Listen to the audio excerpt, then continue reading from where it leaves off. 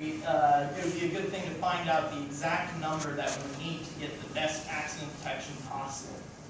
We would also plan to have the OBCU have a backup power supply, just in case whenever the accident happens, if somehow the power got cut off, then the OBCU wouldn't be able to confirm with the phone that the accident happened. With a backup power supply, even if that happened, the OBCU would be able to stay alive long enough to confirm with the phone that the accident has happened, and then the authorities can be called.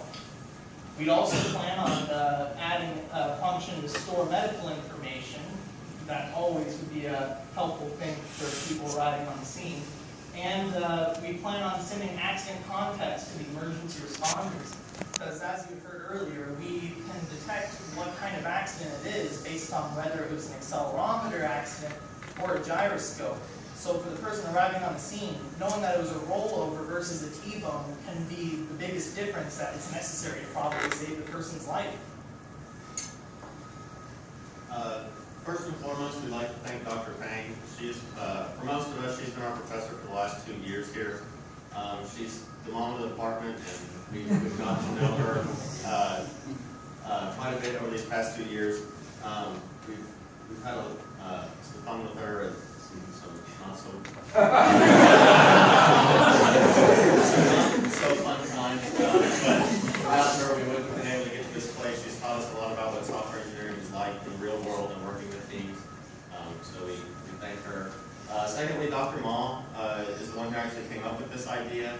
He pitched it to us at the beginning of the last semester, and we've run with it ever since. He's technically our client, so we elicited all of our requirements from him and worked with him very closely this entire year. And then lastly, we'd like to thank all the TCU computer science and science faculty.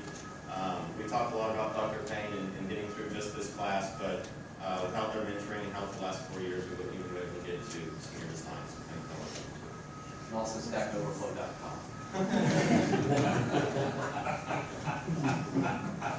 So any questions?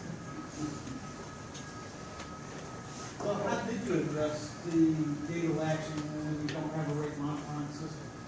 When we don't have a what? Rate monitoring system, you've got two different, you got the cell phone working at, one frame rate, and you got the OEDC, the board computer working at another rate. How do you make sure, how did you get the timing such that you weren't losing data?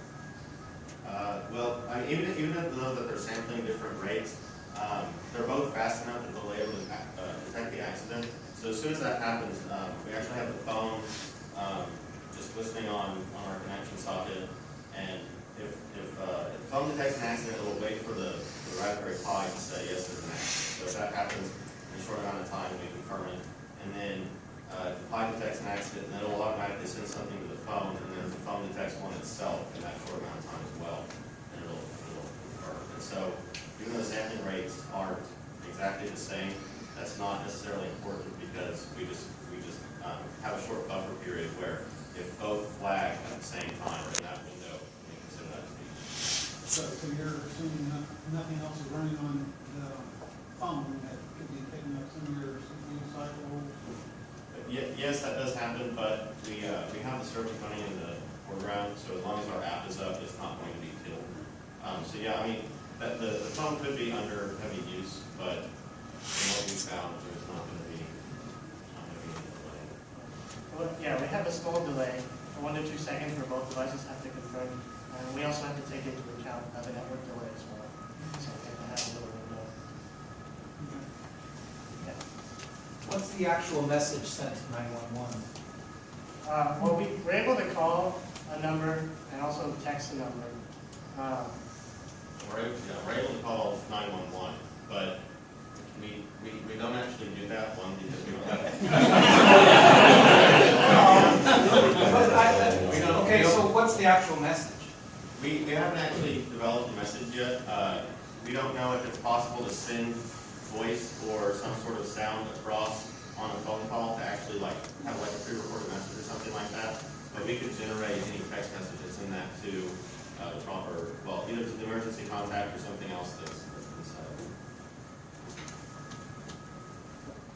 What drove your decision for the additional sensors as opposed to just using the phone? We wanted more than just one source of readings to perform accident detection on. The more the better, the more accurate your decision can be, rather than just having one source alone. I mean, the user drops his phone on the floor, and that's an accident. Yeah, with just the phone on its own, so we would have kind of the redundancy involved. In fact, you can, without the sensor to correlate, you can shake it, and that'll be an accident. That's the same amount of G's.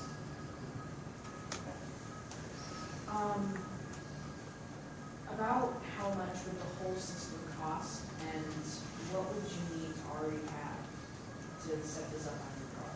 So the sensor tags are 25 each. We have 4 in that car. That's 100. Plus a smartphone, which you might already have. The Pi is like $60. So it's $160 if you already have a smartphone. Pretty reasonable.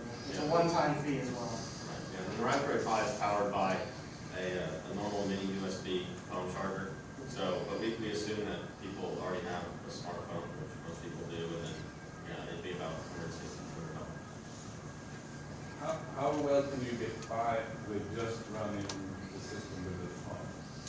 Because if this was an app that I just downloaded, and if that gave me some kind, even though, yeah, I could drop it, but if I turn it on, I deliberately say, I want to be sure that if I'm in an accident, I get notification sent out, and I put it somewhere safe, I would buy it tomorrow, or today, or now.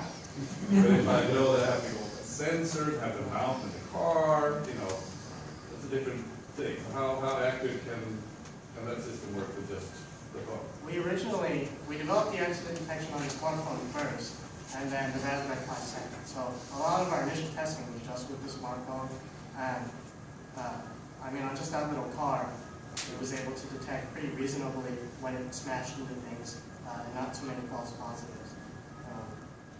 So I guess if you were to just mount it somewhere, when it dropped or something like that, it might be pretty reasonable. But again, we test on just small little vehicles, so it's kind of a different story. Yeah, and then, I mean, the main thing that Dr. Mall brought up is that, well, we didn't want to drain the battery, we didn't want to do all the processing on the phone. And obviously, I mean, you may secure your phone and know that you have that app running, but unfortunately, a lot of people use their phone and don't keep it secure in the car, and that's why we put it just for a while. Any questions? Thank you.